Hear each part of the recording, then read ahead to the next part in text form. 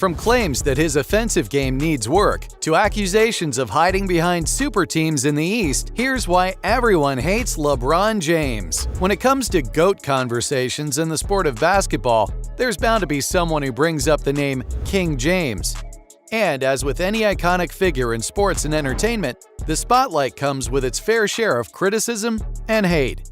LeBron's no exception, and despite his GOAT status, he's not immune to criticism.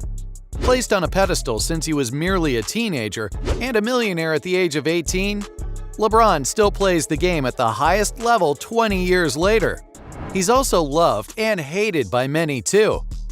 But why do his haters have such disdain for him? Well, there's a variety of reasons that answer that question. Some are less offensive, and others are more blatantly off-putting. While LeBron's managed to set the record for most career points ever, a lot of fans argue that the 38-year-old's offensively challenged. When it comes to the greatest players to ever grace the court, offensive prowess is an important factor in determining overall skill and ability. And that's especially true if the player in question is anything but a center. Yes, his career scoring average is 27.2 points per game, a number that millions of fans expect him to maintain. But if I'm being honest, James isn't known for lighting up the scoreboard like, say, Steph Curry or Kevin Durant, who average over 30 points or more per game in a heartbeat. LeBron's critics point to his offense, or lack thereof, as his Achilles heel. And it's true that his jumper has let him down time and time again. If you're looking for a reason to dislike his on-court performance, there's one right there. But that's not the only reason that LeBron gets slammed for his self-proclaimed GOAT status. Just consider his losing record in the NBA Finals. Getting to the NBA Finals is a slippery slope, and not just one player's responsibility. Teams have to battle through the regular season, trying to remain healthy, motivated, and cohesive. And then comes the playoff grind, which makes reaching that NBA championship a grueling marathon. Making it to the finals year after year is admirable. But if you consider that LeBron's in the upper echelon of players, his finals record isn't all that impressive. With 3 championships and 4 failed attempts, he's beaten out by Tim Duncan, who won 5, Kobe Bryant, who won 5, and Michael Jordan, who won 6. Not bad names to be put beside. But is his record really enough to claim he's the so-called chosen one? Well, that's debatable. Speaking of MJ and former greats, the game of basketball has changed a lot over the years, and modern-day fans might cringe watching the Detroit Pistons manhandle Jordan, since today's referees are stricter and fouls very rarely go unchecked. But the rise of these stricter fouling calls has given rise to what is known as flopping, and LeBron's definitely a culprit when it comes to that practice. Standing at 6 foot 9 inches and weighing 250 pounds, James is one of the most imposing figures in the league. And watching him drive to the rim, swatting away defenders like flies, is a sight to behold. But that makes it even more egregious when he does flop, since you know it shouldn't affect him. On the flip side, the very reason fouls may not affect him as much is the same reason he needs to flop, or else they'd never get called.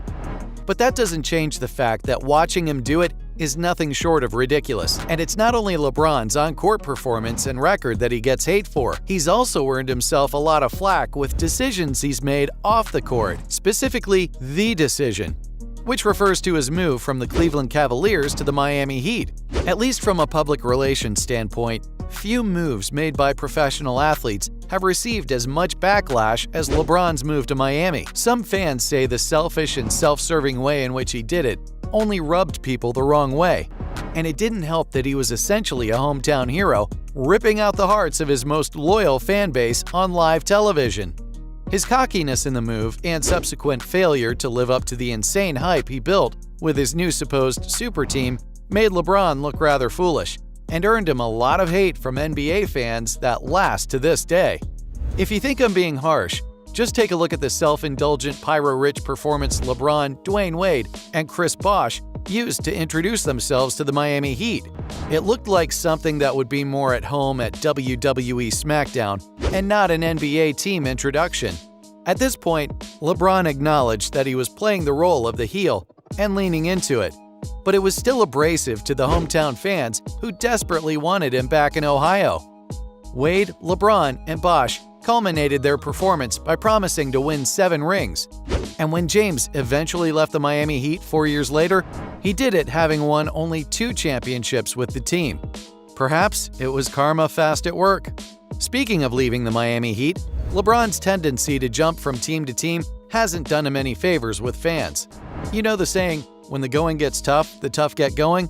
Well, in LeBron's case, that means he gets up and moves on to another team. For old-school NBA fans who watched MJ win 6 championship rings with the Chicago Bulls or saw Kobe Bryant stay with the LA Lakers for 20 years, LeBron's flip-flopping is not exactly GOAT behavior. It seems that LeBron's lack of loyalty to a specific team clearly isn't too popular with certain fans. But in his defense, it's worked out for him, because he only won his first 2 rings after his move to Miami, and his return to Cleveland saw him win his 3rd. During his first stint with the Cavaliers, LeBron earned himself a bit of a reputation as an overbearing dictator, wielding his celebrity and influence over the team so he could have his own way. In fact, he ended up having so much influence in the organization that he was given the nickname GM, or General Manager. During his time with Cleveland, he was given unprecedented access, usually reserved only for employees.